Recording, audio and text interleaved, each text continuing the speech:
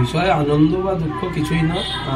আমি জনপ্রতিনিধি, প্রথমেই আপনাকে সংশোধন করে জনপ্রতিনিধি ছিলাম 2018 টু 23।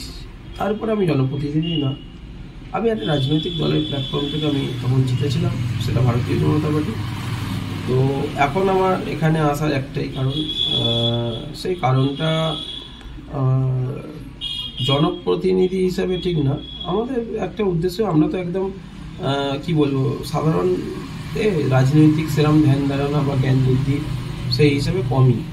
তো মানুষের কাজ করতে গেলে, মানুষের পাশে থেকে কাজ করতে গেলে একটা তো কিছু না কিছু মানে স্রোতের সঙ্গে থাকতে হবে। হ্যাঁ, তো প্ল্যাটফর্মটা না থাকলে মানুষ যেভাবে দাবি দেওয়া নিয়ে আসছে, বা মানুষের সাথে আপনারাও জানতেন যে মানুষের সাথে মিশে থাকে বলে এবার বিভিন্ন কাজ নিয়ে মানুষ আসে, কিন্তু শাসক দলের কাছে সেটা আমরা অপর হ্যান্ড থাকলে যেটা হয় সেই বিষয়টা ছিল।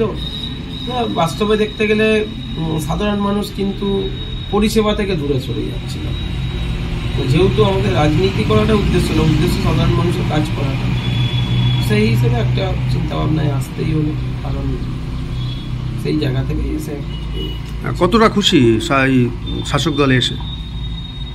আগেই বললাম, কিছু পাওয়া বা কিছু উদ্দেশ্য নিয়ে আসা নয় যে নিজের স্বার্থসিদ্ধি হবে, তার জন্যে এটা আনন্দও বলবো না, দুঃখও বলবো না।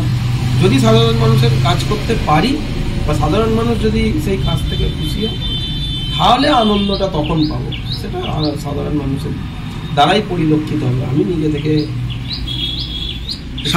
সাঁকরাইল কেন্দ্রের বিধায়িকা প্রিয়া পালের হাত থেকে আপনি দলীয় পতাকা নেবেন, সিম্বল নেবেন, তখনকার সিচুয়েশন, মনের আবেগটা কীরকম থাকবে?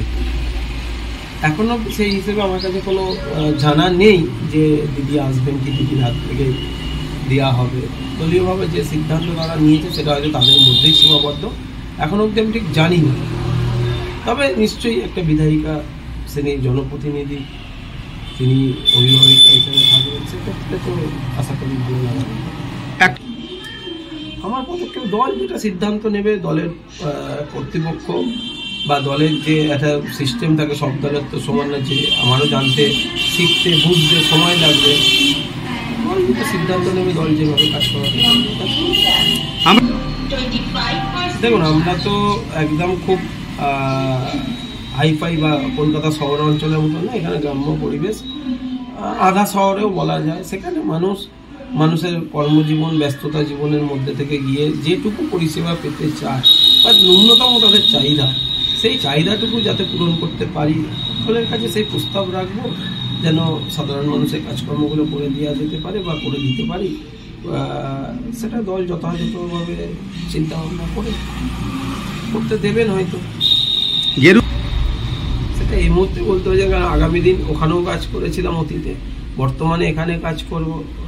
সেক্ষেত্রে কাজের নিরিখে মানুষ যে সমর্থন দেবে, সেই সমর্থনটাকে মাথা পেতে নেব। আজকে পুরোটাই যেখানে ছিলাম বা যেখানে যাচ্ছি, আমার যতটুকু সাধ্য মতন আমি দেওয়ার চেষ্টা করবো, 100% দেওয়ার চেষ্টা করবো। কারণ ওই মানে একটা প্রবাদ বাক্য আছে না, সেই কি জলে থেকে কুমিরের সঙ্গে, হ্যাঁ, তো ওই ব্যাপারটা থাকবে না। সাধারণ মানুষকে সামনে রেখে এসেছি, সাধারণ মানুষের জন্য সামনে রেখে থাকবো, এবং সাধারণ মানুষ সেটা তার যোগ্যতা কতটা দেবে না দেবে সেটা তাদের উপর নির্ভর করে। আমি আমার কর্মটাকে বিশ্বাস করি, আদারওয়াইজ কিছু না। আপনার নাম? আমার নাম সুব্রত।